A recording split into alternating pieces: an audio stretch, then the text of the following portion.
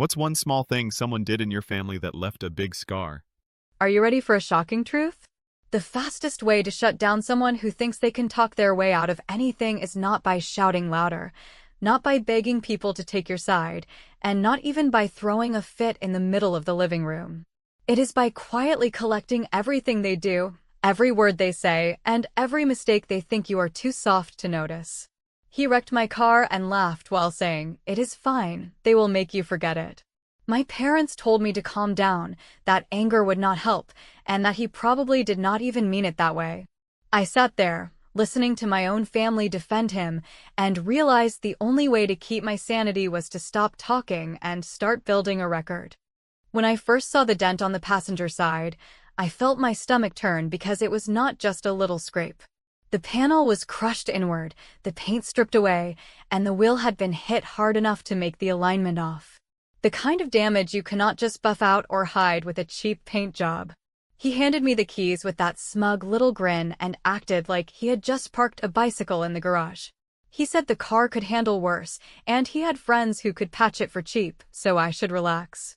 Then, almost like a rehearsed line, he added that people would make me forget about it anyway, as if my memory and judgment were things that could be rewritten by his charm. That sentence hit me harder than the sight of the dent, because it revealed exactly how little he thought of me and how sure he was that everyone else would back him up. My parents walked into the garage a few minutes later, and before I could even open my mouth, he had already started spinning his version. He told them it was just a small bump, that I was exaggerating, and that the insurance companies always inflate repairs. My mom actually laughed nervously and told me not to blow it out of proportion. My dad gave me that disappointed look he reserves for when I make drama and said boys do stupid things sometimes. I wanted to scream, but instead I bit my tongue. I knew if I raised my voice, I would look like the unreasonable one, and that was exactly what he was counting on. What he did not know was that earlier that day, after noticing a weird sound in the car, I had finally set up the dash cam that had been sitting in my glove box for months. I had no idea it would actually record anything useful, but the moment I saw the dent, I remembered it and pulled the memory card out like it was gold. I slipped it into my computer while everyone else was still talking in circles, and sure enough, there it was. A clear video of him slamming into a post while pulling into a lot too fast, followed by his voice saying, "She will get over it." I sat there watching it twice, then dragged the file into a folder I labeled for later. That was the first moment I felt my heartbeat slow down, because I realized I did not have to argue with anyone. Instead of trying to convince my parents or him, I called the non-emergency police line. I told them what happened and asked if I could file a report even though the driver was technically my boyfriend. The officer on the other end was calm and said yes, it was still property damage, and if I wanted it documented, I should come by with the photos and the car. I drove down that evening, took pictures under the station lights, and filled out the paperwork with Officer Reyes, who assured me that keeping things documented was always better than trying to work it out verbally.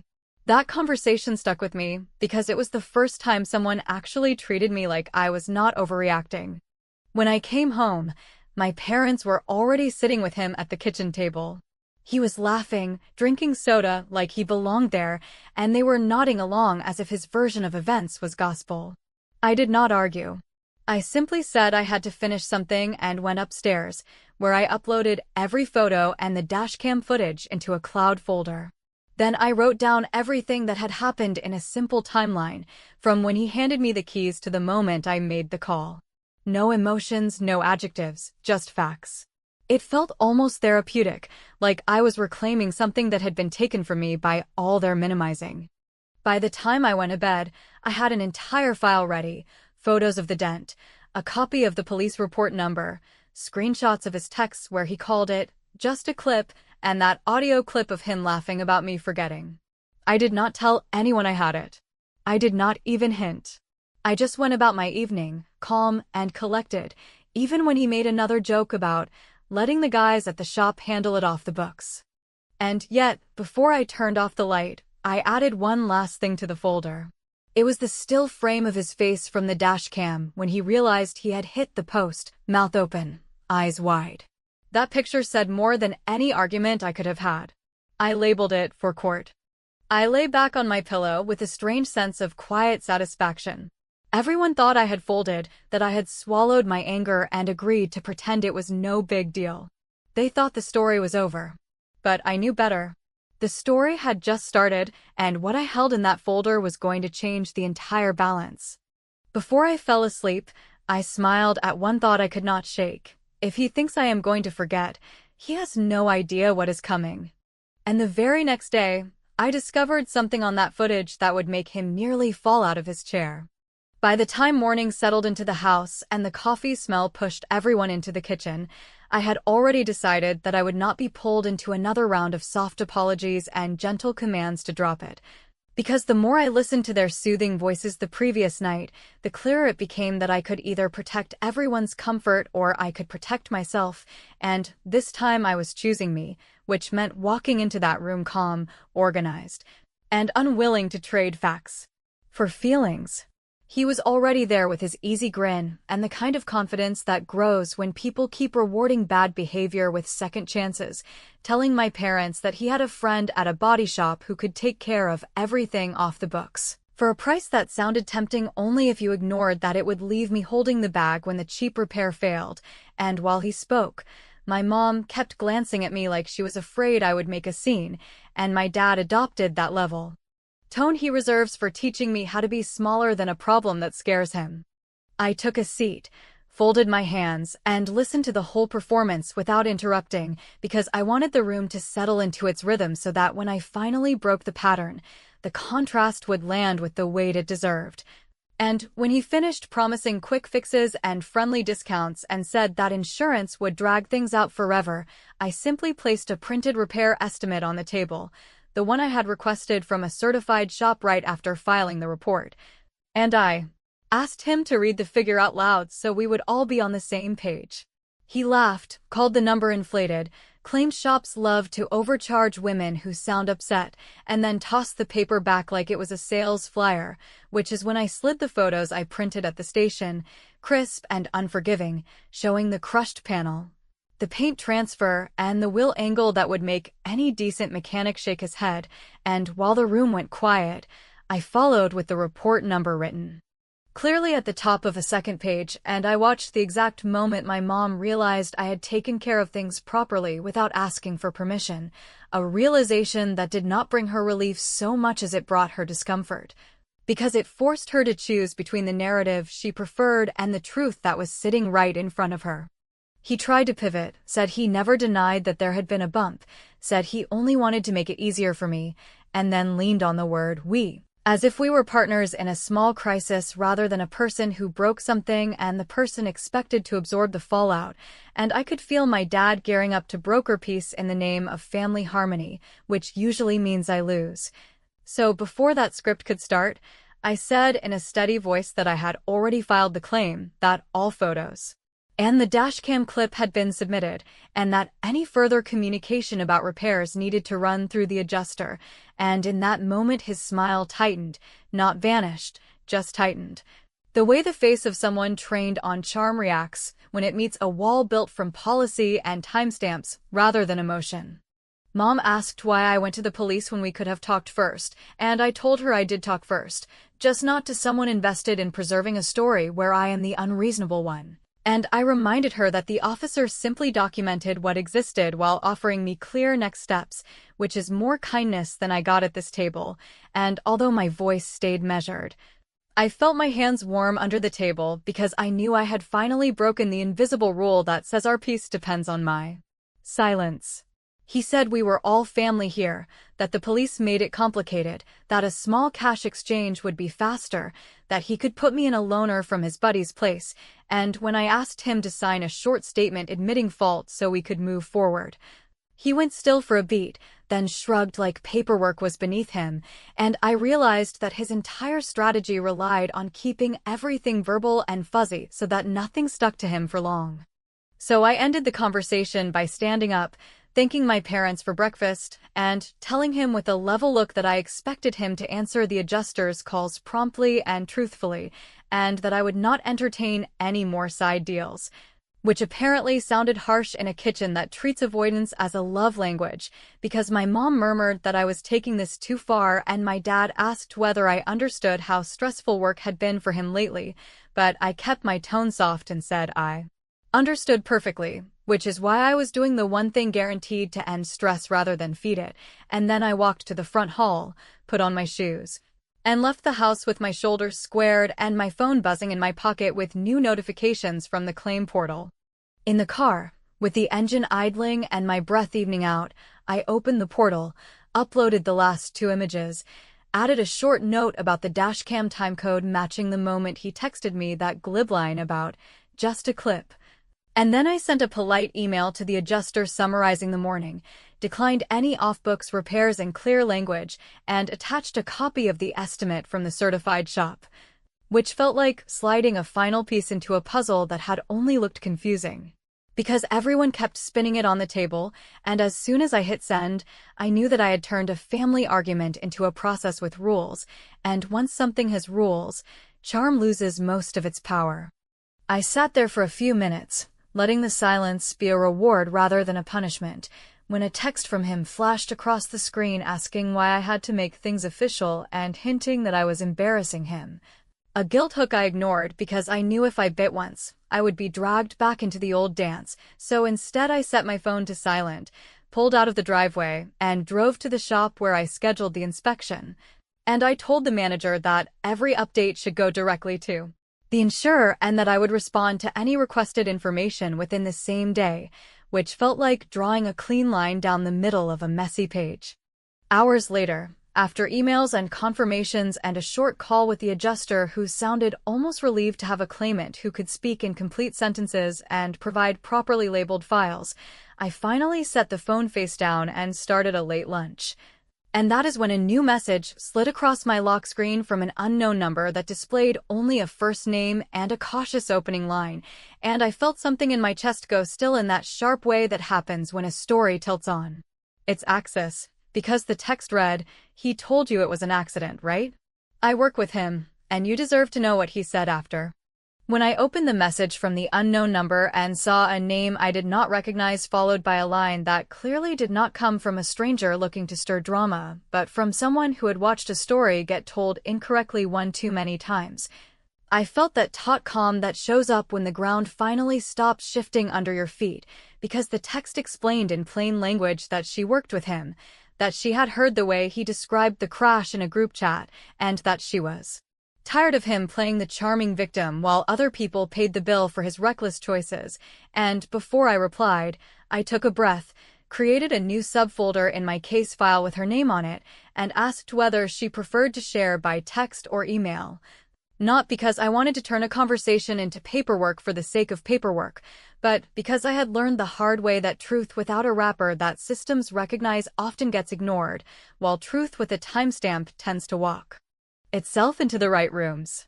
Her name was Tessa, and she wrote with a clipped efficiency that read as professional exhaustion rather than gossip, telling me that after he left my house, he went back to a coworker hangout and explained the whole thing like a joke, complete with impressions of my supposed overreaction and a casual aside about having had a drink before taking my keys, which would have hurt if I were still in the phase where shock keeps you waiting for people to care, but I had moved past that stage sometime. Between the officer's calm instructions and the moment the portal accepted my final batch of photos, so I thanked her, asked whether she would be willing to send a screenshot of the relevant messages, and told her I would keep her name out of any file unless a formal statement became necessary. To which she responded that she did not mind her name being used if it meant he finally dealt with consequences that matched his behavior rather than the gentle nudges he always collected. I saved the screenshots she sent, which showed jokes about speed and a glib line about "her car can take it," then added a brief note to my timeline that documented the exact minute her first text arrived, the time zones matching the dashcam overlay without any need to coax the data into alignment, and with that done, I opened the coverage booklet from the legal plan that comes through my job, the one I used only once for a quick employment question, and scheduled a short consult with an attorney who handles property damage and small civil claims, because I wanted clarity on the parts one could push without theatrics, the parts one should leave alone, and the parts that become leverage only when written with the right words and delivered the right way. The attorney listened without interrupting, then summed everything in a tone that felt like a hand on a steered wheel, explaining that the record I had already created positioned me precisely where I needed to be. The police report established the incident and the parties, the photos, and the professional estimate established damage and scope. The dashcam audio and Tess's corroboration hinted at impairment and negligence without me needing to dramatize the obvious. And the claim portal anchored communication to a timeline that insurers respect, which meant I could pursue not only repairs and a rental, but also the diminished value that comes when a car's history now includes a substantial repair, as well as reimbursement from medical copay if I experienced symptoms that warranted a checkup, since property damage rarely happens in a vacuum and the human body often waits a day before reporting what it went through. He coached me on tone, told me that I should keep my messages to the insurer and to him sparse, factual, and free of editorial color, reminded me that long speeches make good television but terrible exhibits, and then walked me through a simple civil demand letter that cites the incident, the evidence, the policy numbers if applicable, the cost categories, and a clear deadline for response, not because I was planning to sue him for sport, but because deadlines with consequences are the only language some adults will respect, and since I had already learned that love and goodwill did not motivate him to act responsibly, I had no trouble adopting the language of clocks, calendars, and signatures.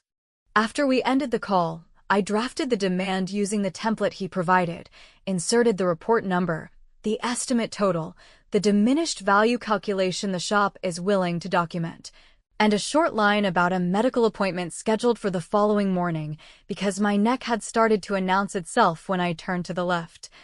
And then I read the letter out loud to make sure every sentence sounded like it belonged in an email that could be read in court without making me cringe, printed a copy for certified mail, converted the file to a locked PDF for email, and sent both versions with a subject line that contained the date, the claim number, and his full name. A structure that would make future searches painless for anyone tasked with reviewing what happened. There was a moment after I dropped the envelope at the post office where the old reflex of second-guessing rose up like a cough, the one trained by years of playing peacekeeper in rooms where my discomfort was the price of a quiet afternoon. And for a heartbeat, I wondered whether I was being too hard, whether I should call my mom and reassure her that I was not trying to ruin anyone's life. However, the feeling passed when my phone buzzed with an acknowledgement from the insurer that the supplemental materials were received, viewable by the adjuster, and queued for review, because systems move at their own pace, and once they are moving, people who rely on charm to rewrite outcomes find themselves standing on the curb waving at a bus that already left. In the late afternoon, after the appointment reminder for the next day and a text from Tessa telling me she had forwarded her screenshots to her personal email in case she needed to provide metadata, the first ripple of pushback arrived in the form of a long message from him that tried every angle in one breath, from self-pity about how stressed his job had been lately, to accusations that I was humiliating him by making things official, to the classic promise that if I just let him handle it informally, he would make it right faster than any company ever could, and I felt a brief flicker of the old urge to explain myself, to narrate my choices until I earned permission to act, but I let it die. Typed a single line that said all communication about the incident should go through the insurer per the claim number, and then put the phone face down, because I had nothing more to negotiate. At dusk, while I was washing dishes and letting the room be quiet in a way that used to feel like loneliness and now felt like relief, my phone began to ring with his name splashed across the screen, and against my better judgment I answered. Because some things deserve to be heard in the original voice, and he did not even bother with pleasantries before he jumped to the point with a tight hiss that sounded nothing like the easy charm he wears in front of my parents, asking whether I had told his job, whether I had contacted anyone at his office, whether I understood what I had started, and I let him talk until he ran out of steam. Then said calmly that I had not told his job anything and that any contact he was experiencing had nothing to do with me, which is when he went quiet for a hard second, like a man doing math he had hoped never to need, and he finally asked, lower now, "Then why did they call me into a meeting?" When he asked me why his employer had suddenly called him into a meeting, his voice stripped of the careless charm he usually carried like armor, I realized that the wheels of accountability had started to turn in places I had not even touched. And for the first time I felt the difference between revenge and consequence, because this was not me sending anonymous complaints or whispering in hallways, it was the system catching up with the trail of his own words, his own actions, and his own disregard for boundaries, and the irony was that he had always bragged about how rules bend for those who smile the right way, but rules also record the truth when you hand them the raw material. I did not need to say much during that call, because he heard what my silence meant, and when I repeated once more that all communication about the matter should go through insurance, and then ended the conversation, I knew the story was no longer about me convincing anyone, it was about him trying to outrun his own footprints. Later that evening, Tessa messaged again, telling me she had overheard talk at work about how the company was aware of an insurance notification tied to a vehicle on their records, and while she kept her distance from the details, she confirmed that the leadership did not look pleased, because companies do not like liability dressed up as charm, and a report attached to an employee's name makes executives nervous. I thanked her, saved the message, and noted that the system was doing what it was designed to do, protect itself, process claims, and push back when one person tried to rewrite the narrative with nothing but denial and a smile. For the first time in weeks, I did not feel like the only one in the room holding the truth. My parents, of course, knew nothing about these developments when I stopped by for dinner the next day. My mother greeted me with a forced lightness that cracked the moment she asked whether I really had to involve the police, as if the shame of official paperwork weighed heavier than the dent in my car or the disregard behind it. I listened, chewed slowly, and then, without raising my voice, I asked if she wanted to see the dashcam video. She hesitated, then nodded, and I played it quietly on my phone right there at the table. The color drained from her face as the sound of him laughing about me, getting over it, filled the room. She handed the phone back without finishing the clip and whispered, "I am sorry." It was not dramatic, not a grand apology, just a small acknowledgement that I had not imagined the disrespect. My father cleared his throat, asked if the car would be fixed soon, and offered to call the shop himself, but I shook my head and told him everything was already handled. Through insurance, rental authorization included. For once, they had nothing left to say, and I enjoyed the silence. Meanwhile, the adjuster called to confirm that the claim was moving forward, that the estimate had been approved, and that the diminished value portion was under review with strong supporting evidence. She sounded almost cheerful as she explained that most people fail to document this thoroughly, and I could hear in her tone that my calm responses and organized files had turned what is usually a messy process into a clean case. She told me to expect updates within the week, and I realized that every item I had logged, every screenshot I had saved, was stacking up into something that no amount of charm or pleading could dismantle. It was not about punishing him anymore. It was about building a structure that stood on its own. That same night, my phone buzzed with another text from him, this time far shorter and less polished than the paragraphs he used to send. It was only one sentence: "You win, but you don't understand what you've started." I stared at it, considered responding, then took a screenshot and filed it away without answering. His words revealed more than he intended, because they were not about my car or the money anymore. They were about the unraveling of his image, the one he had curated with such care. And the fact that my refusal to fold had exposed cracks he could not seal with jokes or backdoor repairs. 2 days later, while sorting laundry and pretending life was ordinary, I received an email from the insurer's portal that made me pause. Attached was a signed statement from him acknowledging full responsibility for the damage. On the surface, it looked like surrender, like the last step needed to wrap the case. But as I read more carefully, I noticed that his statement contradicted what he had apparently told his employer, because in one place he minimized the incident, while in this signed document he admitted fault clearly and without excuses. The dates he listed did not align with the dashcam timecode or with Tessa's screenshots, and the contradictions practically underlined themselves, ready for any investigator to notice without effort. I printed the document, slid it into my folder, and sat with the realization that he had trapped himself more effectively than I ever could have. His pattern of talking one way in public, another way at home, and a third way on paper had finally collided, and the beauty of it was that I had not needed to set a single trap. All I had done was refuse to cover for him, refuse to let my parents smooth it over, and refuse to bury the evidence. He had written his own noose, and all I had done was keep the rope from being cut. That night, I felt a strange blend of relief and anticipation. Relief that the process was nearly over, that my car would be fixed and the costs covered.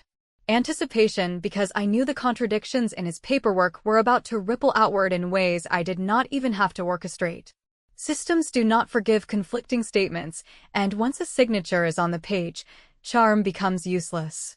As I sat in the quiet of my apartment, staring at the folder that had grown thicker by the week, I realized the real victory was not just that my car would be paid for or that my parents finally saw what I had been dealing with. The real victory was that he had been forced to play by rules he thought he could bend forever, and he was discovering, piece by piece, that the performance he relied on had no audience left. And, just before I went to bed, my phone buzzed again, not with another plea from him, but with an update from the insurer, confirming that liability had been fully assigned to him and that reimbursement for my medical copay was pending. The system had spoken louder than I ever could, and I fell asleep knowing the story was about to deliver one final move I had been quietly preparing all along. The signed statement sat on my desk like the last piece of a puzzle, its contradictions with his earlier claims so blatant that I almost wondered whether he even read what he was signing before he sent it off. But the truth was clear. His arrogance had finally outpaced his ability to cover himself, and in trying to appease one side while still deceiving the other, he had created a trail of evidence that spoke louder than any argument I could have made. When the adjuster called to confirm that the document had been received, she could not hide the satisfaction in her voice as she explained that the liability decision was now final, the diminished value claim had been approved, and reimbursement for the medical copay was scheduled for release alongside the repair costs. Listening to her outline the outcome, I felt a quiet sense of justice that did not come from shouting, threats, or dramatic confrontations, but from patience, paperwork, and the refusal to let myself be silenced when others insisted the problem was not worth the fight. He must have sensed the walls closing in because his messages changed tone again, moving away from smug certainty and frantic bargaining into something darker, a mixture of blame and desperation. He wrote that I was ruining his life, that people at work were looking at him differently, that his reputation would never recover, and that I should think about the consequences of what I had done, as if I had written his texts, driven his car into the post, and laughed about me forgetting it. I read every word carefully, not out of sympathy, but because each message was another piece of evidence that revealed his state of mind, and when one message crossed the line into something that made me uneasy, a veiled warning about showing up at my place to talk face to face, I did not hesitate. I contacted Officer Reyes, provided the full record, and asked about my options for protection. He explained that given the documented history, the texts, and the already filed police report, I had every right to request a short protective order, and when the paperwork came through days later, approved without delay, I felt the last knot in my stomach loosen. My parents reacted in different ways when they learned about the order. My mother, still struggling with her instinct to minimize, asked whether it was necessary, whether I had considered how humiliated he must feel. My father, however, stayed quiet for a long moment before telling me that maybe he had been wrong to assume peacekeeping was the same thing as fairness, and while his words were simple, they carried the weight of a shift I had waited years to hear. For the first time, I did not feel like the stubborn child making life harder for everyone.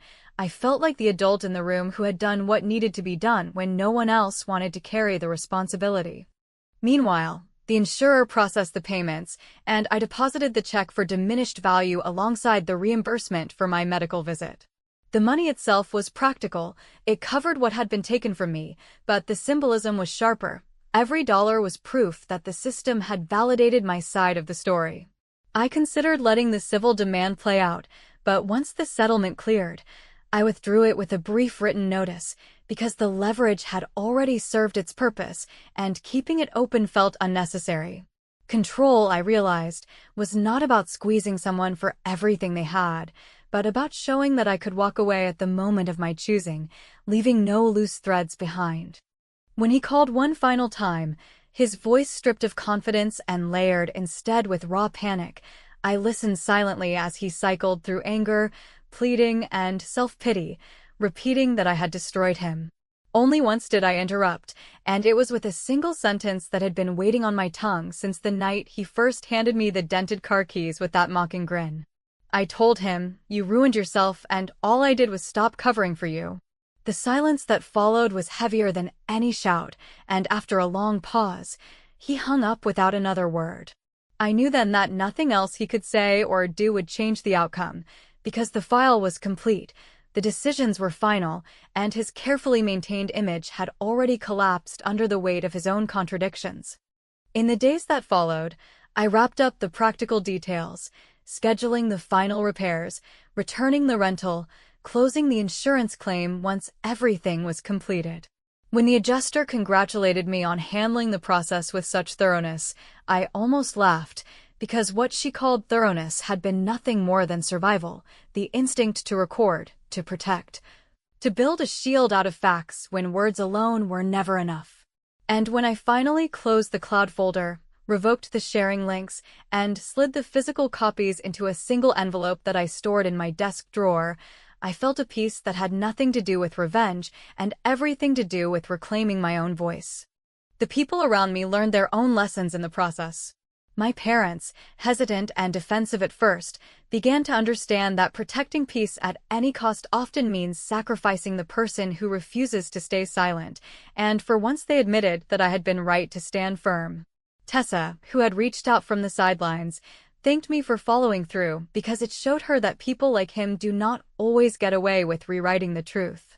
And even Officer Reyes, when I stopped by to pick up a copy of the protective order, told me plainly that he wished more people documented as thoroughly as I had, because it makes justice possible in cases that would otherwise dissolve into competing stories. The final victory was not the check, not the repairs, not even the protective order. The final victory was the clarity that came from seeing how quickly someone can collapse when you stop absorbing the consequences they create. I no longer felt the need to explain myself endlessly, to soften the edges of reality for the comfort of others. I had let the evidence speak, and the evidence had spoken louder than charm, louder than denial, and louder than the endless pressure to just move on. When I think back to that first night, when he handed me the keys and smirked about how people would make me forget, I almost smile, because what he failed to understand was that forgetting was never the point. Remembering, documenting, and holding the line, that was where the real power lived. And as I sealed the envelope with every piece of proof inside, tucked it into my drawer, and turned out the light, I knew the story was over, not because I had shouted the loudest, but because I had been willing to stay quiet until the truth spoke for itself.